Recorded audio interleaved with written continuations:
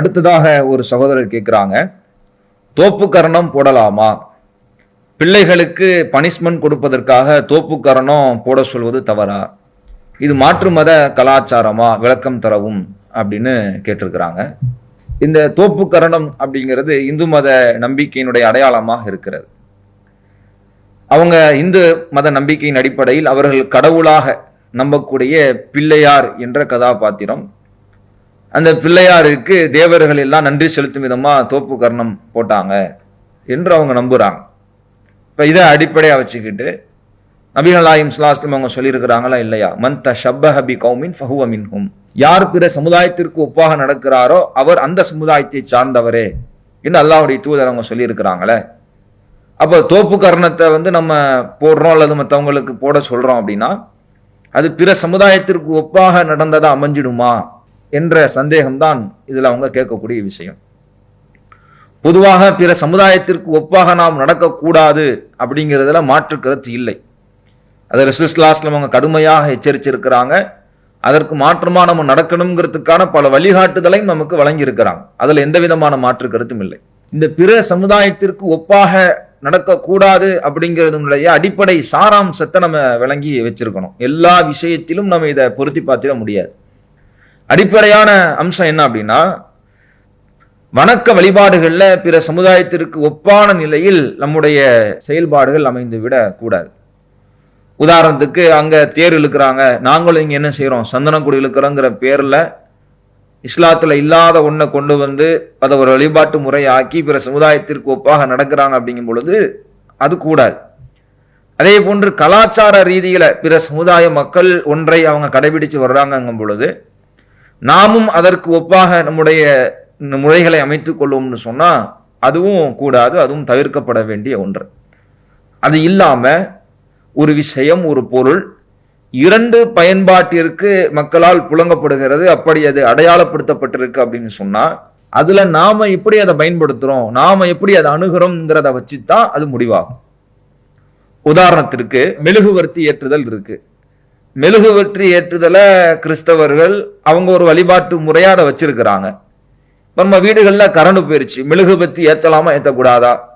இல்ல அது கிறிஸ்தவர்களுடைய வழிபாட்டு முறையில ஒன்னா இருக்குத. இன்றைக்கு பலரும் இறந்து விட்டவர்களுக்கு அஞ்சலி செலுத்துறதுக்கு மெழுகுவர்த்தி ஏந்தி வைக்கிறாங்களே, மெழுகுவர்த்தி ஏந்தி ஊர்வலம் போறாங்களே. அப்ப மெழுகுவர்த்தியை ஏந்த கூடாதா அப்படின்னு நம்ம சொல்ல முடியாது. மெழுகுவர்த்தி என்பது இரண்டு பயன்பாட்டிற்குரியது. அதை நம்ம வெளிச்சத்திற்காக நெருப்பின் தேவைக்காக பயன்படுத்துறதுல தப்பு இல்லை. அதை ஒரு சடங்குக்காக, அதை ஒரு அஞ்சலிக்கான ஒரு அடையாளமாக, வழிபாட்டு முறையின் ஒரு அடையாளமாக அதை கொண்டு போவோம்னா இப்ப அது பிற சமுதாயத்திற்கு ஒப்பாக நடந்ததா அதை செஞ்சிடும் ஆயிடும். எனவே அப்படி கூடாது. அப்ப இரண்டு பயன்பாட்டிற்குள்ள விஷயத்தில் இருக்கக்கூடிய இந்த மெழுகுவர்த்தி நம்ம வெளிச்சத்திற்காக நெருப்பிற்காக பயன்படுத்தலாம், தப்பு இல்லை.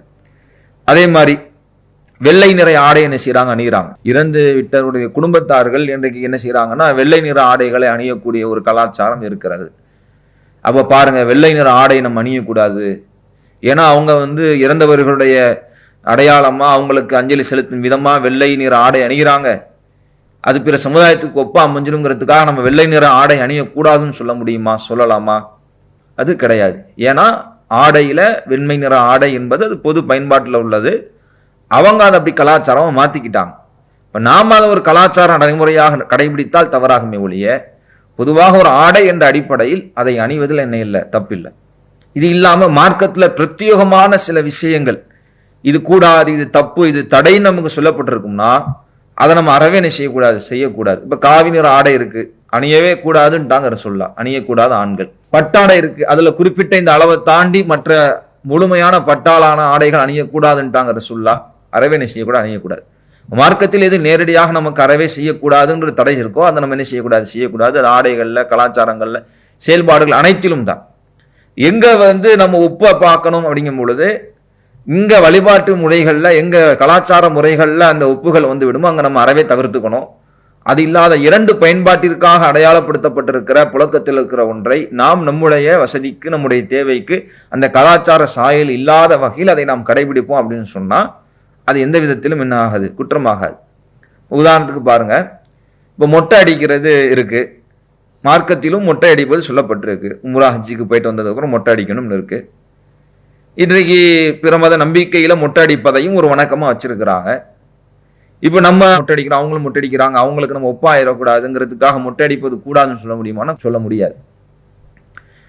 ஏன் சொல்ல முடியாது அப்படின்னு சொன்னா, மார்க்கத்துல தெளிவா நமக்கு அறிவுறுத்தப்பட்டுருச்சு இதை செய்யணும் அப்படிங்கிறது. மார்க்க வழிபாடுகள்ல நமக்கு சொல்லித்தரப்பட்ட ஒன்றாயிடுச்சு.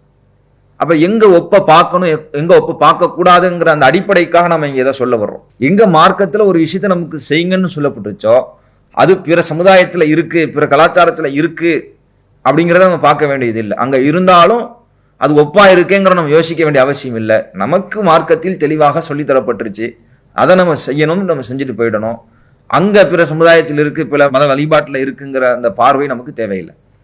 அதே மாதிரி எங்க நேரடியாக இந்த விஷயங்கள் எல்லாம் நமக்கு தடைன்னு சொல்லப்பட்டுருச்சோ அங்க நம்ம நேரடியாக அந்த தடையை நம்ம என்ன செய்யணும், எடுத்துட்டு போயிடணும். பிற சமுதாயத்தில் அந்த செயல்பாடு இல்லையே, பிறர் அதை கடைபிடிக்கவே இல்லையே, இதுக்கு ஒரு தடையாக்கணும் அப்படின்னு நம்ம கேள்வி எழுக்கக்கூடாது. எங்க மார்க்கத்தில் ஒரு விஷயம் நமக்கு தடை என்று சொல்லப்பட்டு விட்டதோ அங்க நம்ம அதுல என்ன செய்யணும், விளைவிக்கணும். இப்ப சந்தேகம் வருது, அது பிற மத நம்பிக்கையில் உள்ளதா இல்லையா, அதை செய்யலாமா கூடாதாங்கிற அந்த சிபுகு, அந்த ஒப்பு ஏற்படக்கூடிய விஷயங்கள்ல நம்ம தீர்மானிக்கும் பொழுது அந்த செயல், அந்த பொருள், அந்த நிலை முற்றிலும் முழுவதுமாக அந்த மத வழிபாட்டிற்குரியதாகவே இருக்கிறது. அது இரண்டு பயன்பாட்டிற்கு அதை பயன்படுத்த முடியாதுங்கிற நிலையில் அது இருக்கும்னா அதை நம்ம பயன்படுத்த முடியாது. இப்போ உதாரணத்துக்கு நெத்தியில பொட்டு வைக்கிறாங்க. இப்ப நம்ம பொட்டு வைக்கலாமான்னா பொட்டு வைக்க கூடாதுன்னு, ஏன்னா அது அவங்களுடைய அடையாளமா என்ன செய்யறாங்க, பொட்டுங்கிறத ஆக்கி வச்சிருக்கிறாங்க. அப்ப அதை ஒரு மத அடையாளமாக இதை வைக்கணும் அப்படிங்கறத வைக்கும் பொழுது அதை இரண்டு பயன்பாட்டிற்குரியதா இருக்குமா? அது அந்த பவுடர் வேணுமானா கலர் பொடியா என்ன செஞ்சுக்கலாம், பயன்படுத்திக்கலாம். அந்த ஸ்டிக்கரு அது இரண்டு பயன்பாட்டிற்கு என்ன செய்ய முடியாது, பயன்படுத்துறதுக்குரியதாக இல்லை. அதையும் இன்றைக்கு கிராஃப்ட்ங்கிற பேர்ல, பிள்ளைங்களுக்கு ஆக்டிவிட்டிங்கிற பேர்ல சில விஷயங்களை ஒட்டுறதுக்கு பயன்படுத்துறாங்க. அப்படி பயன்படுத்திக்கலாமான்னு அப்படியும் பயன்படுத்திக்கலாம். மார்க்கடிப்பில் என்ன இல்லை, தப்பு இல்லை. நாம பொட்டுங்கிற மாதிரி என்ன செய்ய முடியாது, வைக்க முடியாது. இப்படி இரண்டு பயன்பாட்டிற்குள்ளக்கூடிய விஷயங்கள்ல நம்முடைய தேவைக்கு நாம் அதை பயன்படுத்திக் கொள்வது என்பது சிபிகத்தா ஆகாது, ஒப்பாக நடப்பதாக ஆகாது. இப்ப ஆலமரம் இருக்கு. ஆலமரம் என்பது இந்து மத நம்பிக்கையின் அடிப்படையில் அது ஒரு நம்பிக்கையாத்தான் அவங்க வச்சிருக்கிறாங்க. எந்த அளவுக்குன்னா ஆலமரம் அப்படிங்கிறத ஒரு கடவுளுடைய அடையாளமா, ஒரு சின்னமா கருதுறாங்க. சில இடங்கள்ல விஷ்ணு பரமாத்மாவுடைய ஒரு சின்ன அடையாளமா என்ன செய்யறாங்க, பாக்குறாங்க. அதே மாதிரி அரச மரத்தை சுத்தி வழிபட்டு வந்தாங்கன்னு சொன்னா சனி தோஷ நிவர்த்தி ஏற்படும், ஆரோக்கியம் ஏற்படும், குழந்தை பாக்கியம் கிடைக்குங்கிற அடிப்படையில் என்ன செய்யறாங்க, நம்புறாங்க. அப்ப நம்ம ஆலமரத்தையே வளர்க்க கூடாதா அப்படின்னு நீங்க நம்ம யோசிக்க முடியுமா? அப்ப ஆலமரம் என்பது இரு பயன்பாட்டிற்கு நம்ம அதுல நிழல் பெற முடியும், அதனுடைய காற்றிலிருந்து நம்ம பலன் அடைய முடியும், அந்த மரத்திலிருந்து பல பலன்கள், ஆரோக்கிய பலன்கள் நம்ம அடைய முடியும் இருக்கும் பொழுது அந்த ஒரு மதத்தில் உள்ளவர்கள் அதை ஒரு மத அடையாளமா, அதை சுத்தி வர்றத ஒரு அடையாளமாகவும் அதை ஒரு சடங்காக வச்சுட்டாங்கிறதுக்காக இப்ப நாம ஆலமரத்தை வளர்க்க கூடாது அப்படின்னு ஆயிடாது. அதே மாதிரி நம்ம அந்த ஆலமரத்துக்கு அடியில் உட்காரக்கூடாதுன்னு ஆயிடாது. அவங்க எப்படி சுத்தி வர்றாங்களோ, அதை ஒரு வழிபாட்டு முறையாக செய்யறாங்களோ அது மாதிரி அந்த முறைகளை நம்ம செய்யக்கூடாதுங்கிறது வருமே ஒழிய அது அறவே கூடாதுங்கிற நிலைக்கு என்ன செய்ய மாட்டோம், நம்ம போக மாட்டோம். அதே மாதிரிதான் இந்த தோப்பு கரணம் அப்படிங்கிறது காலகாலமாவே அப்ப இருந்தே அது ஒரு புறம் அது பிள்ளையாருக்கு அவங்க செய்யக்கூடிய நன்றியாக செய்யப்படக்கூடிய ஒன்றாக அவங்க இருந்தாலும் அப்ப இருந்த பள்ளிக்கூடங்கள்ல இந்த தோப்பு கர்ண நடைமுறை என்பது மாணவர்களுக்கு கொடுக்கப்படக்கூடிய ஒரு தண்டனை முறையாகவே தான் என்ன செய்யுது, இருந்திருக்கு. இப்பவுமே பள்ளிக்கூடங்கள்ல, சில பள்ளிக்கூடங்கள்ல என்ன செய்யறாங்க, தோப்பு கர்ணங்கள் போட வைக்கிறாங்க அப்படின்னு சொன்னா இது தண்டனை முறை என்ற அடிப்படையில் தான் போடப்படுகிறது. அப்போ ஒரு விஷயம் இப்படி நம்ம உட்கார்ந்து எந்திரிக்கிறது அப்படிங்கிறது அது தண்டனைக்குரிய ஒன்றாகவும் அடையாளப்படுத்தப்பட்டிருக்கிறது என்கின்ற பொழுது அதை தண்டனைக்காக நாம் அதை பயன்படுத்துவோம்னு சொன்னா அது தப்பு, பிறருடைய அந்த சமுதாயத்திற்கு ஒப்பா நடந்துச்சு அப்படிங்கிற பார்வை இங்க வராது. இல்ல ஒரு நெருடலாவே இருக்கு, அதை நம்ம தவிர்க்கணும்னு நினைச்சா தவிர்த்துக்கிறதுல பிரச்சனை இல்லை. காதை பிடிக்காதீங்கப்பா, தோல்ல கை வச்சு என்ன செய்யுங்க, ஸ்குவாடு மாதிரி என்ன செய்யுங்க, போடுங்க, இப்படியாக என்ன செய்யலாம், அதை மாற்றி அமைத்துக் கொள்ளலாம். நேரடியாக அவர் தோப்புக்கரமே போட்டார் என்று வைத்துக் கொண்டாலும் கூட எந்த நம்பிக்கையில், எந்த சூழலில், எது மாதிரியான நிலையில் அது பார்க்கப்படுதுங்கிறத நம்ம பார்க்கணும். இது வெறுமனே தண்டனையாகத்தான் பார்க்கப்படுது. இது இந்த திசையை நோக்கி, இந்த நாள்ல, இந்த நேரத்துல, இந்த முறையில இப்படித்தான் அப்படித்தாங்கிற மாதிரியான எந்த விஷயங்களும் கடைபிடிக்கப்படலை. சாதாரணமா நீ தப்பு செஞ்சுட்ட, படிக்கல, தோப்பு கரணம் போடுங்கிற மாதிரியான ஒரு நிலையில் அது தண்டனைக்குரியதாகத்தான் அது அடையாளப்படுத்தப்பட்டு செய்யப்படுதுங்கும் பொழுது அது தண்டனைக்காக அதை பயன்படுத்திக் கொள்வதுன்னு இல்லை, பிரச்சனை இல்லை. அது மார்க் அடிப்படையில் அது ஒப்புக்குரிய ஒன்றாக நினைச்ச முடியாது, பார்க்க முடியாது அப்படிங்கிறது இதற்கான பதிலாக நம்ம சொல்லி. அல்லாஹு அக்பர், அல்லாஹு அக்பர்.